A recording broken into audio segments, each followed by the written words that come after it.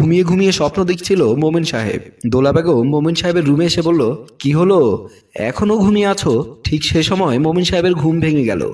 মোমেন সাহেব দোলা বেগমকে বলল, তোমার মুখটা দেখে ঘুম থেকে উঠলেই ভালো হতো। তুমি কি পারো না আমি যখন ঘুমিয়ে থাকি তখন তুমি আমার কাছে না আসতে? তোমার মুখ দেখে ঘুম থেকে উঠলে আমার দিনটাই ভালো যায় না।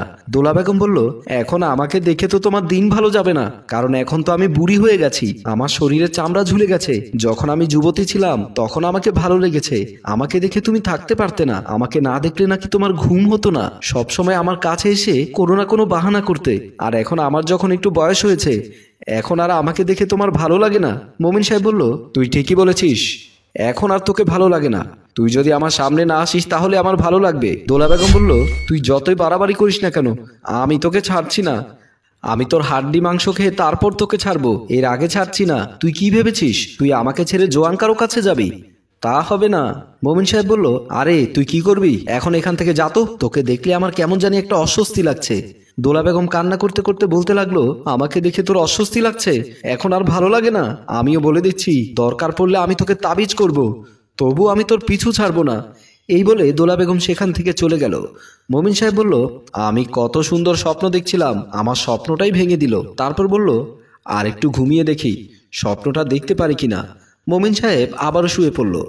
রান্নাঘরে রান্না করছিল দোলা বেগমের ছোট ছেলের বউ। দোলা বেগম কান্না করতে করতে রান্নাঘরে ঢুকলো। ফাহিমা দোলা বেগমকে দেখে বলল, কি হলো আম্মা, কান্না করছেন কেন? আপনাকে তো সচরাচর কান্না করতে দেখি না, সব সময় আপনি হাসাহাসি করেন। আপনার হাসাহাসির কারণে মাঝে মাঝে আমি বিরক্ত হয়ে যাই। দোলা বেগম ফাহিমাকে বলল, তোমার শ্বশুর এখন আর আমাকে ভালোবাসে না, আমাকে নাকি এখন ওনার ভালো লাগে না, আমার বয়স হয়েছে, আমার শরীরের চামড়া ঝুলে গেছে, এখন নাকি আমার শরীরে দুর্গন্ধ। ফাহিমা মুচকি হেসে দিয়ে বলল, মা আপনি যে কি বলেন না, আপনি তো অনেক সুন্দরী, আপনি তো আমাদের দেশে বিশ্ব সুন্দরী। আব্বা যাই বলুক, আপনাকে কিন্তু আমার অনেক ভালো লাগে। দোলা বেগম কারো মুখে দোলা বেগমের একটু প্রশংসা শুনলে অনেক ভালো লাগে, একটু প্রশংসা শুনলেই নিজেকে মনে করে অনেক ভাগ্যবান। দোলা বেগম বলল, ওই বুড়োটাই শুধু আমাকে চিনলো না। বোমা আমাকে বলো তো, আমি যদি বিউটি পার্লার থেকে সেজে আসি তাহলে আমাকে কেমন লাগবে? ফাহিমা বলল, আপনি যদি বিউটি পার্লার থেকে সেজে আসেন তাহলে তো আপনাকে সিনেমার নায়িকাদের মতো লাগবে। আপনি চিন্তা করবেন না, আপনাকে নিয়ে আমি বিউটি পার্লারে যাব, আমি আপনাকে নায়িকা সাজিয়ে নিয়ে আসবো। এখন আপাতত আপনি রান্নাঘর থেকে যান, আমি রান্নাটা সেরে নেই। তারপর দোলা বেগম রান্নাঘর থেকে বেরিয়ে গেল। আর ফাহিমা বলল, ওনাদের বয়স হয়েছে, এখনো তাদের বাচ্চামি গেল না। এই বলে রান্না শুরু করে দিল। জেসি রুমের বিছানা গোছাচ্ছিল। এমন সময় মোমেন সাহেব সেখানে গিয়ে জেসিকে বলল, বৌমা তুমি কেমন আছো, তুমি কি ভালো আছো? মোমেন সাহেবের মুখে এমন কথা শুনে জেসি ভাবতে লাগলো, আমার শ্বশুরের আবার কি হলো, আমার শ্বশুর আমার সাথে এমন করে কথা বলছে কেন? তারপর জেসি বলল, বাবা আপনার কি হয়েছে, আপনি আমার সাথে এমন করে কথা বলছেন কেন, আপনার কি শরীর ঠিক আছে? মোমিন সাহেব জেসিকে বলল, তুমি আমাকে একটা কথা দিয়েছিলে, তোমার কথা রাখবে না? জেসি বলল, কি কথা দিয়েছে আপনাকে বাবা? আমি তো আপনাকে কোনো কথা দেইনি, তাহলে আমি কথা রাখবো কি করে? মোমিন সাহেব বলল, কথা দিয়েছো বৌমা, একটু খেয়াল করে দেখো, আমি জানি তুমিও চাও, তুমিও ভালো নেই, এটা আমি বুঝতে পেরেছি। জেসি বলল, বাবা আমি কিন্তু আপনার কথা কিচ্ছু বুঝছি না, আপনি আসার পর থেকে কি এমন আবোল তাবোল বলে যাচ্ছেন? মোমিন সাহেব ভাবতে লাগলো, আমি কি বৌমাকে বলে দেব স্বপ্নের কথা নাকি বলবো না? আমার মনে হয় বলে দেওয়াটাই ভালো। আবার ভাবছে, বৌমা যদি রেগে গিয়ে আমার ছেলেকে বলে দেয় তাহলে তো অনেক বড় সমস্যা হয়ে যাবে।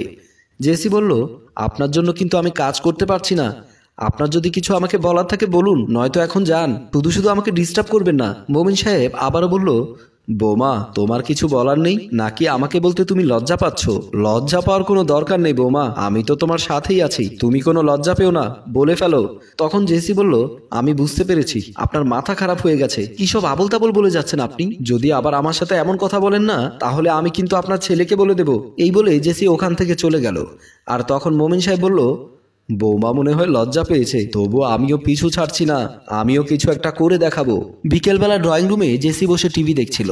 এমন সময় মোমিন সাহেব পর্দার আড়াল থেকে জেসিকে দেখছিল আর বলল, কত সুন্দর লাগছে, এত সুন্দর মেয়ে কখনো কি হয়? আমার বুড়িটাকে দেখলে কেমন জানি রাগ ওঠে, আর আমার ছেলের বউকে দেখলে আমার মনের ভেতর কেমন জানি উতাল পাতাল করে।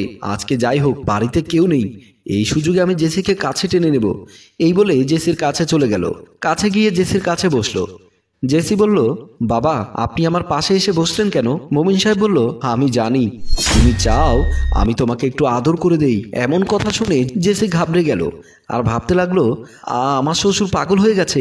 এই পাগলের হাত থেকে বাঁচতে হলে আমাকে সাবধান থাকতে হবে, নয়তো এই পাগল যখন তখন আমাকে বিপদে ফেলে দেবে। মোমিন সাহেব বলল, কি হলো বৌমা, বসে আছো কেন? চলো আমরা দুজন ঘরে গিয়ে একটু গল্প করে আসি। জেসি বলল, যা ভেবেছিলাম, এই বুড়োটা আমাকে বিপদে ফেলে দেবে।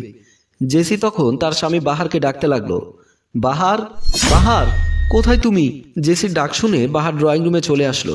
বাহারকে দেখে মোমিন সাহেব বলল, বাবা তুই আজকে বাইরে যাসনি? বাহার বলল, না বাইরে যায়নি, তোমার বৌমা বলল তুমি নাকি পাগল হয়ে গেছো, তোমাকে পাগলা গারদে নিতে হবে। তুমি শ্বশুর হয়ে বৌমাকে বাজে কথা কেমন করে বলো বাবা? জেসি বলল, আমি বাবাকে কত ভালোবাসি, আর বাবা আমার সাথে এমন করছে। তখন মোমিন সাহেব বলল, আমার কোনো দোষ নেই, বৌমা তো আমাকে বলেছে বৌমার কাছে আসতে। তখন জেসি বলল, বাবা আমি কখন বলেছি? মোমিন সাহেব বলল, কেন, বৌমা আমাকে স্বপ্নে বলেছে। বাহার মজুমদার বলল, তুমি সত্যি সত্যি পাগল হয়ে গেছো, তুমি স্বপ্নে কি দেখেছো তার জন্য তুমি তোমার বৌমার পেছনে পড়ে গেছো? এ কথা যদি মা জানে তাহলে বুঝতে পেরেছো তোমার কি অবস্থা হবে। জেসি বলল, আমার মনে হয় মাকে বলে দেওয়াটা উচিত। বাহার বলল, না থাক, মাকে কিছু বলার দরকার নেই, মা অনেক রেগে যাবে। মোমিন সাহেব বলল, ঠিকই বলেছিস, তোর মাকে কিছু বলিস না, তোর মা খুবই খারাপ মানুষ, আমাকে অনেক ভালোবাসে, আমাকে কোনো মেয়ের পাশে দেখতে পারে না, আর যদি শুনতে পারে আমি বৌমার সাথে এমনটা করেছি তাহলে আমাকে মেরেই ফেলবে। এই বলে মোমিন সাহেব সেখান থেকে চলে গেল। বাহার ও জেসি ওখানে দাঁড়িয়ে রইল। সম্মানিত ভিউয়ার্স, স্বপ্ন শুধু স্বপ্নই থাকে, স্বপ্ন কখনো বাস্তবে আনতে যাবেন না, তাহলে অনেক বিপদে পড়ে যাবেন। গল্পটি কাল্পনিক। যদি আপনার ভালো লেগে থাকে লাইক কমেন্ট শেয়ার করে পাশেই থাকুন। ধন্যবাদ।